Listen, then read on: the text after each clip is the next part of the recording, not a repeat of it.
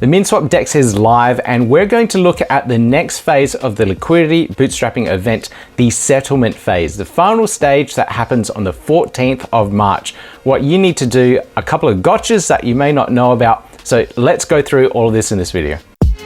Yeah, gotta do it like that. You've been listening to the Learn Cardano podcast. Hey everyone, I'm pretty excited about the MinSwap DEX launch. I've been waiting for this one. I absolutely love the team, what they've built and what they've put together, and I'm really excited for the Cardano ecosystem in general as well. Now, there are a couple of things that you need to know before the 14th of March, and the very first one is your purrADA tokens. So if you were providing liquidity in that initial discovery phase a few weeks ago, a week ago, can't remember the date now, but if you have those purrADA tokens, you need to redeem them before the 14th.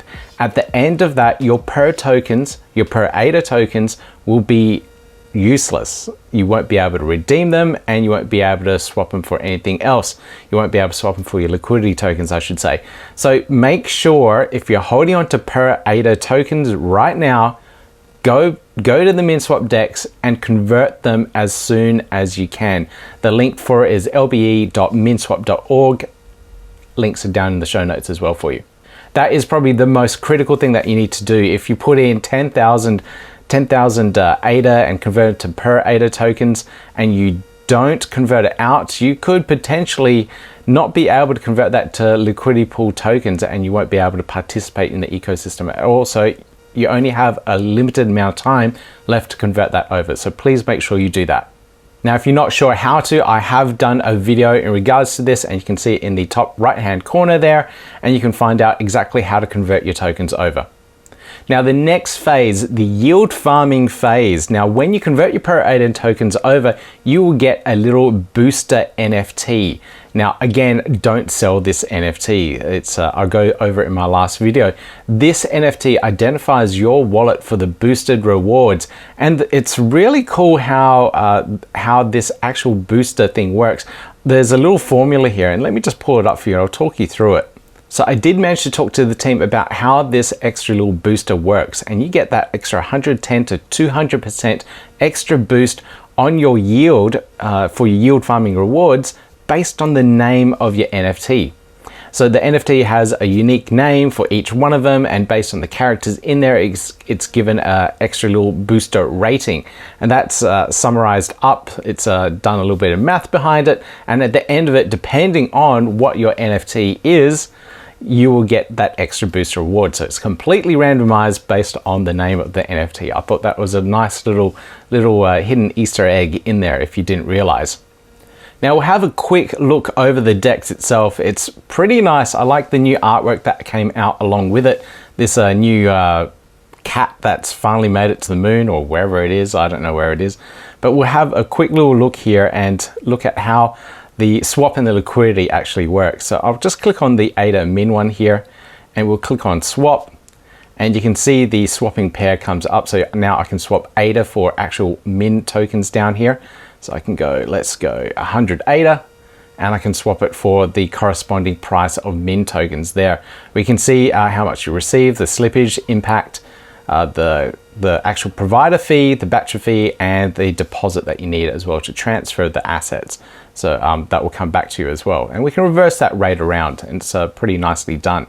Now I need to connect my wallet, of course, to actually go through this process, but the entire interface is very simple and is kind of what you expect when you work with a decentralized exchange. So now with the MinSwap DEX launch, we can actually provide liquidity to any trading pair within the DEX. So here I can see I've got ADA and I've got my little min tokens down here, and I don't actually have any min tokens. So you can see the balance says 0. So what happens here? Let's go 10 ADA, and in the secondary token of 37 min tokens I can't do, so I have to purchase that. But in this case, I can do something called a zap. So let's click on zap and let's go through that process. So here now I've got token A, which is my 10 ADA, and my secondary token that I need in this case is the min. So let me just find the min. There it is. There we go. So I've got 10 of the ADA, and then I need 9.669 of the min LP tokens. So instead of purchasing it, I can go straight through here and zap it and it will convert it for me in that process. So let's go zap. It's doing its thing. Sign my transaction. So that looks all right to me. So it's the 10 ADA plus the deposit and the little fees. Let's have a look at that. Yeah, okay, cool. Let's go back, sign this. So that submitted my transaction to the blockchain. So that will go through their batches system at the moment, and my ADA has been submitted, and I'll get back my LP token. So I'm purchasing essentially my LP tokens directly with the balance of ADA and Min. Fantastic. One simple step, and I've got exactly what I needed to provide extra liquidity to the DEX. Now, I've got those tokens, and on the 14th, I'll be able to stake those tokens into their liquidity pools and earn those extra rewards. Now, the MinSwap team have put out documentation in regards to how this all works, and it's really cool what they've done and their approach as well. So anytime you can actually stake your LP tokens into their liquidity pools and earn your extra Min tokens. You can actually pull this out at any time as well, because you earn those Min tokens every second. It's calculated every second, so it ticks over and you get those extra little Min tokens. That's really cool.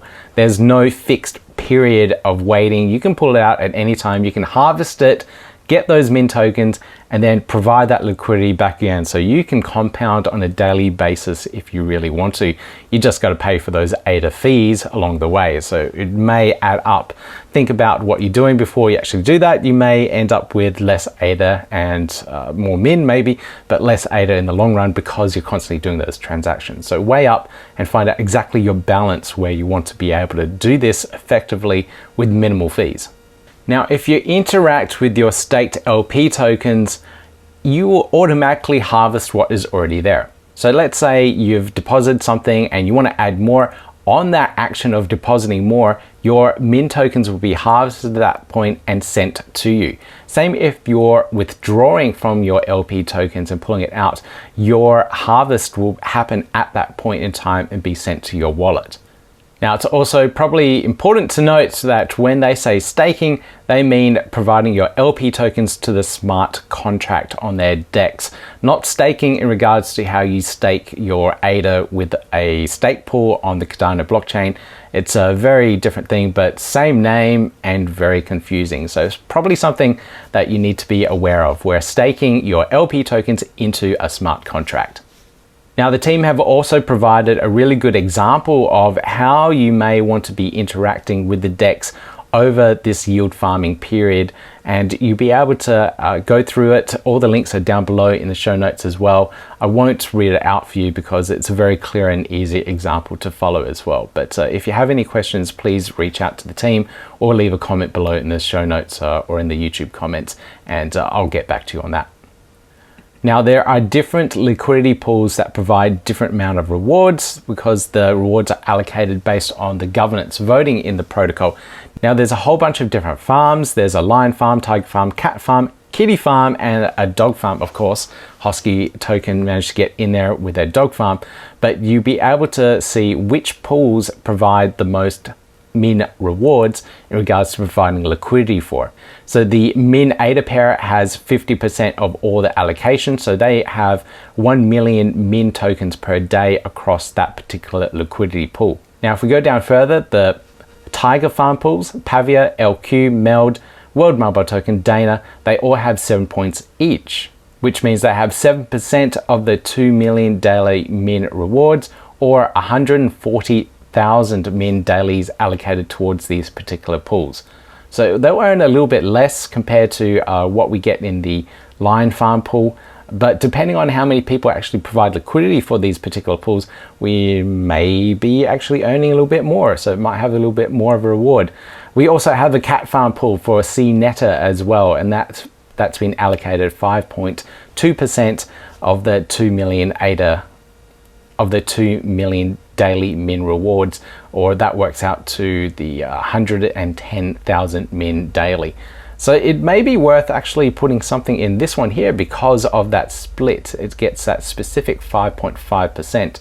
And so forth. If we go a little bit further down, we get ADA, Clap, and Wi-Fi with 3 points each, earning 60,000 Min daily. And then, of course, the Hosky token pool which gets the 0.5% of the 2 million daily and the 10,000 min per day on that particular pool there. So we have a lot of options in providing liquidity to these particular yield farms and to earn those extra min tokens. So I can't advise you on what to provide liquidity for, but as you can see, you have a lot of options depending on what you're holding. You provide liquidity to the DEX.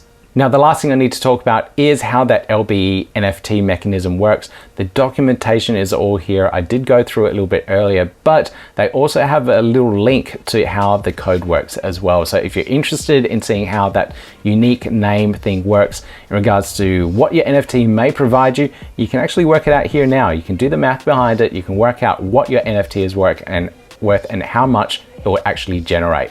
So that's it for me for this video. Hopefully you're all prepared for the LBE, that final last settlement phase of the event. I'll be back in my regular recording studio, hopefully next week, and I won't be surrounded by Stephen King books where it's really creeping me out, because why would you want to read this many books about how to kill and murder people? Anyway, I'll be back in my recording studio, like I said. Now, if you really enjoyed this type of content, please consider giving me a thumbs up, click subscribe, click the notification bell, and you hear more from me real soon. Yeah, gotta do it like that. You've been listening to the Learn Cardano podcast. Gotta get it hype. Crypto is what we like, but this is not investment or financial advice. Gotta do your research, cause it's risky. We know it is. This show is educational and it's informative. Crypto's the future, really, it ain't no debate.